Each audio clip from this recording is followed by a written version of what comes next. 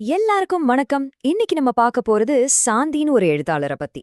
அவங்களோட இலக்கிய பயணம், அவங்களோட சாதனைகள்லாம் கேட்டீங்கன்னா நீங்க அசந்து போயிடுவீங்க. அது நிச்சயம். 2 வருஷத்துல 10 புக்ஸா முடியுமா அப்படின்னு தானே தோணுது. பார்க்கறதுக்கும் கேட்கறதுக்கும் நம்ப முடியாத மாதிரி தான் இருக்கும். ஆனா இது ஒரு நிஜமான கதை. வாங்க இந்த ஆச்சரியமான விஷயத்த கொஞ்சம் விரிவா பார்க்கலாம். சரி, இந்த கதைக்குள்ள போலாம். இதோட ஹீரோவின் சாந்தி ஒரு ஹோம் மேக்கர். அவங்களோட இந்த பெரிய இலக்கிய பயணம் எங்கிருந்து ஆரம்பிச்சது, எப்படி ஆரம்பிச்சது அத பாப்போம்.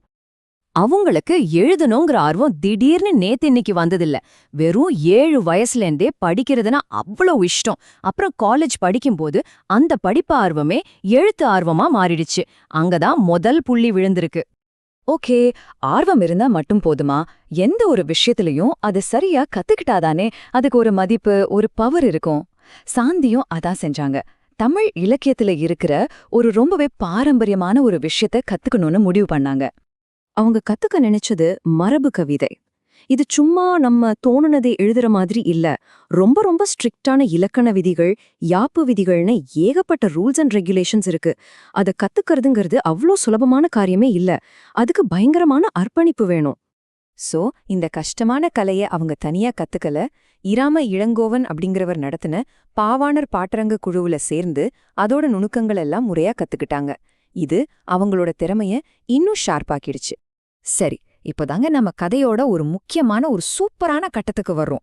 இந்த மாதிரி முறையா கத்துக்கிட்டதுக்கு அப்புறம் அவங்களோட கிரியேட்டிவிட்டி சும்மா ஒரு எரிமலை மாதிரி வெடிச்சு செதறிச்சுன்னு சொல்லலாம். இங்க பாருங்களேன், ஆகஸ்ட் 2022ல ஒரே ஃபங்க்ஷன்ல 6 புக்ஸ்.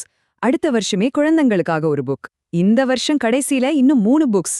அடேங்கப்பா, எவ்ளோ குறுகிய காலத்துல 10 புத்தகங்கள். இது உண்மையிலேயே நம்ப முடியாத ஒரு சாதனை. இங்க நாம முக்கியமா கவனிக்க வேண்டியது அவங்க எழுதினதோட ரேஞ்ச தான். ஒரு பக்கம் யாருக்கு வேணும்னாலும் புரியற மாதிரி சிம்பிளான புது கவிதை, இன்னொரு பக்கம் அவ்ளோ இலக்கண கட்டுப்பாடோட இருக்கிற மரபு கவிதை.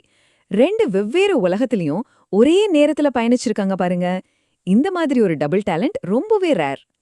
அவங்க வெறும் கவிதையோட நிறுத்திக்கல, மனச தொடுற மாதிரி சிறுகதைகள், குழந்தைகளுக்கான பாட்டுன்னு மத்த ஃபார்ம்ஸ்லயும் கலக்கிருக்காங்க. இது அவங்க ஒரு மல்டி டேலண்டட் ரைட்டருங்கிறதுக்கு ஒரு சூப்பரான எக்ஸாம்பிள். சரி, இவ்ளோ எழுதுறாங்களே, இதுக்கெல்லாம் ஒரு அங்கீகாரம் வேண்டாமா? இலக்கிய உலகம் அவங்களோட இந்த உழைப்ப எப்படி கொண்டாடுச்சு? அதையும் பாத்திரலாம்.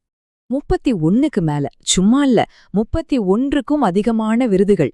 இந்த ஒரே ஒரு நம்பரே போதும் அவங்களோட திறமைக்கு கிடைச்ச ரெகக்னிஷன் எந்த லெவல்ல இருக்குன்னு சொல்றதுக்கு. எல்லா அவார்ட்ஸையும் லிஸ்ட் போட முடியாது. ஆனா இங்க பாருங்க, கவி அருவி, சிங்கப்பெண், மரபு பேரரசி, அடடா, ஒவ்வொரு அவார்டோட பேரும் எவ்வளவு கம்பீரமா இருக்கு. இது வெறும் கவுண்ட் இல்ல, குவாலிட்டியான அங்கீகாரம். 10 புக்ஸ், 30க்கு மேல அவார்ட்ஸ். அப்போ அவங்களோட பயணம் முடிஞ்சிருச்சா? இல்லவே இல்ல. இது ஒரு ஆரம்பம்தான். ஆமாங்க, அவங்களோட பயணம் நிக்கவே இல்ல. அடுத்து பாருங்க, குழந்தைகளுக்காக 2 புக்கு, ஒரு கவிதை நூல், ஒரு சிறுகதை தொகுப்பு, அப்புறம் ஒரு கட்டுரை தொகுப்புன்னு இன்னும் 5 புக்ஸ் பிரிண்டிங்க்கு ரெடியா இருக்கு.